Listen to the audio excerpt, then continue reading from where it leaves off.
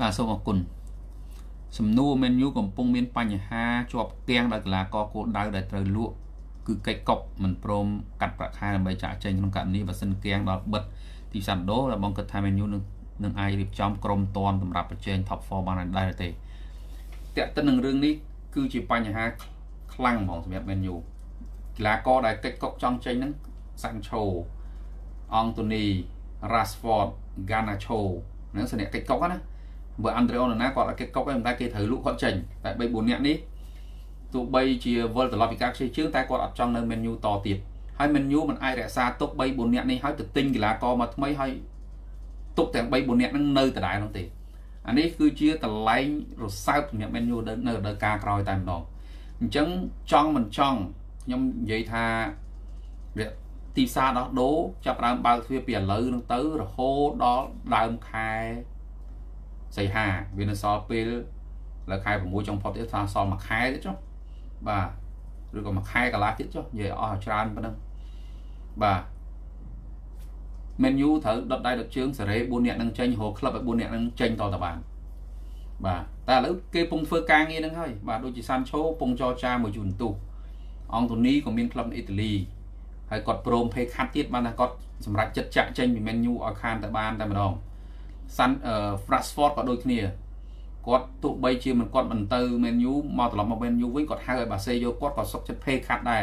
កាត់ប្រាក់ឈ្នួលគាត់ដែរអញ្ចឹងមានន័យថា3 4នាក់នេះគឺមានបំណងក្នុងការចាក់ចេញ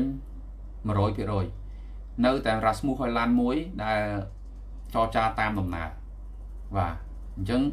បើសិនករណីតែ menu អត់អាចលក់3 4នាក់នេះចេញតាន់ពេលទេការប្រជែង top 4ប្រជែងអីហ្នឹងអានេះជា plan ទេបាទតាមបើថាឲ្យចង់យកពៀននៅការក្រោយអាហ្នឹងដូចជាពិបាកសម័យឃើញណាបាទបើថាចង់ប្រជែង top 4អូខេអានេះជា plan យកប៉ុណ្្នឹងសិនទៅបាទហើយរៀបចំក្រុមអ្នកដែលត្រូវលក់ចេញគេចរចាលក់ចេញទៅតែកីឡាករថ្មីដែលមានក្នុងលីសដូចខ្ញុំនិយាយអញ្ចឹងក៏គេនៅតែដាក់ក្នុងលីសហ្នឹងដើម្បីគេទិញចូលតាមផែនការគេហ្នឹងបាទអញ្ចឹងការរៀបចំថ្មីវាអត់ប៉ះពាល់អីទេតែ4នាក់ហ្នឹងដាច់ខាតត្រូវលក់ចេញដែរព្រោះទុកប្រាក់ខែវាកូនអ្នកថ្មីមកបាទប្រាក់ខែកូនតគ្នាអញ្ចឹងបើឲ្យប៉ះពាល់ដល់ការរៀបចំក្រុមតែម្ដងវាមិនប៉ះពាល់ខ្លាំងទេព្រោះផែនការគេទិញអ្នកថ្មីមកដាក់ថែមគេនៅតែទិញអញ្ចឹងបើថាទិញមកវាជន់គ្នានៅក្នុងក្រុមច្រើនប្រាក់ខែច្រើនពេកហើយអត់បានឲ្យគ្នាលេងអញ្ចឹងខ្ញុំគិតថា4នាក់នេះនឹងចេញទាំង4ហ្នឹងបាទអត់មាននៅទេអង់តូនី Sancho Rashford ហើយនឹងស្អីគេមួយទៀត Andre Onana 4នាក់នេះនឹងចេញទាំង4បាទអត់មាននៅទេបាទ menu ហើយទៅផ្លូវចេញបាទទុកក៏មិនដឹងធ្វើអីបើចុងក្រោយចិត្តដល់ទីផ្សារបិទទ្វារគេលក់គេឈិនឆៃឥឡូវវានៅអូកាឡាសិនយើងធម្មតាទេបាទទីផ្សារចិត្តបិទទ្វារនៅសល់មួយអាទិត្យអីឈិនឆៃខ្លះហើយបាទចេញបដាឬក៏បន្តឲ្យខ្ចីជើងទៅក្លឹបណាតទៀតសិនទៅបាទលក់មិនចេញបាទខ្លាចយើងថ្លៃឈ្នួលខ្ពស់អីចឹងលក់មិនចេញអាហ្នឹងឬក៏ប្រាក់ឈ្នួលខ្ពស់អាហ្នឹងចរចាតទៀតទៅបាទDusan Vlahovic ក៏នៅក្នុងជំរឿនរបស់ menu ដែរបាទខ្សែប្រយុទ្ធប្រអប់របស់ជូនទុះហ្នឹងបាទតន់តាណាទេគាត់លុបឈ្មោះចោលចេញពីលីសរបស់ menu នៅឡើយទេបាទ